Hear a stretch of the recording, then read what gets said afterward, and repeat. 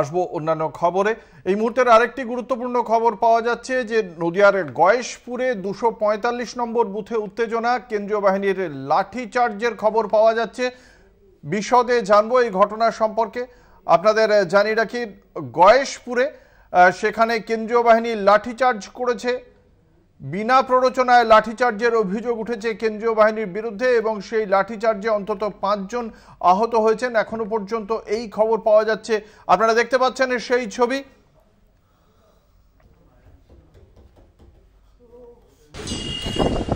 গয়েশপুরের 245 নম্বর বুথের ঘটনা।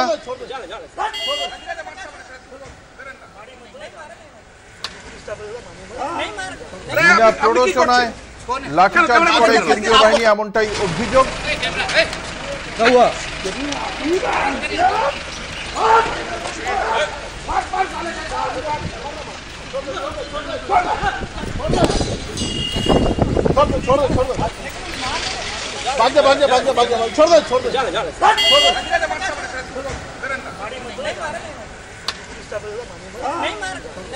আপনি কি করছেন?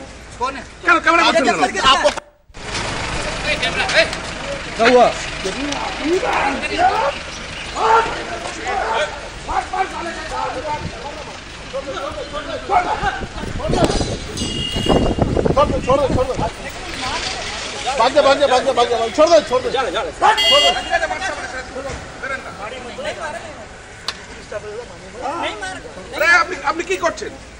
আমাদের সাথে রয়েছেন আমাদের প্রতিনিধি সুবল মজুমদার। সুবল, ঠিক কি থেকে এই কেন্দ্রীয় বাহিনী হঠাৎ করে এতটা মারমুখী হয়ে লাঠিচার্জ করেছে, কেন, কি বক্তব্য স্থানীয়দের?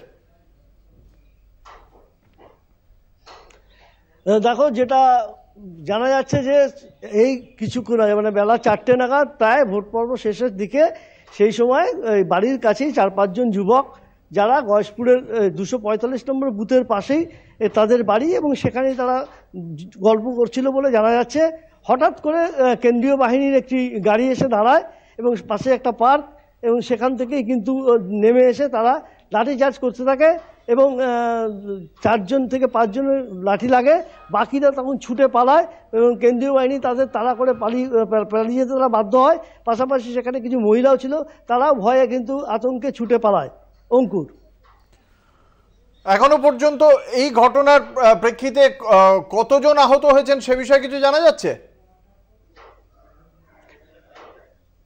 যারা আহত লাঠির আঘাত পেয়েছেন তাদের সংখ্যা 4 থেকে 5 জন, এবং তৃণমূলের অভিযোগ যে বিনা প্ররোচনায়, কার প্ররোচনায়, কিসের কারণে তারা এইরকম শান্তিপূর্ণ ভোট হচ্ছিল, তারপরে হঠাৎ করে এসে একদম শেষ বেলায় বেলা 4টের কিছু আগে তারা কিন্তু হঠাৎ করে একটা গাড়ি করে আসে এবং কোনো কথা না বলে এসে লাঠিচার্জ করতে থাকে। এবং ওই যে 4-5 জন ছিল ওখানে দাঁড়িয়ে যুবক, এবং কিছুটা দূরে আরও অনেক লোকজন ছিল, মহিলারাও ছিলেন, কিন্তু ওই 4-5 জনকে লাঠি মারে। 245 নম্বর বুথ বাদ দিয়ে বাকি জায়গায় কি নির্বাচন শান্তিপূর্ণ? 245 নম্বর বুথের মানে নির্বাচনে কোনো অসুবিধা হয়নি। নির্বাচন এরা বলতে চাইছে, যারা দাঁড়িয়েছিল তারা বলছে তারা 200 মিটারের বাইরেই ছিল। কেন, কোন কি কারণে তারা এভাবে তারা করলো বলতে পারছে না।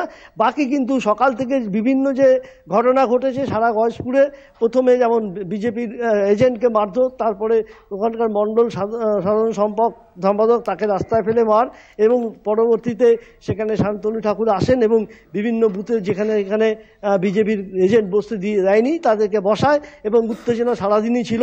শেষ মুহূর্তে এসে এই কেন্দ্রীয় বাহিনীর লাঠিচার্জ। ধন্যবাদ। আমাদের সঙ্গে ছিলেন আমাদের প্রতিনিধি সুবল মজুমদার।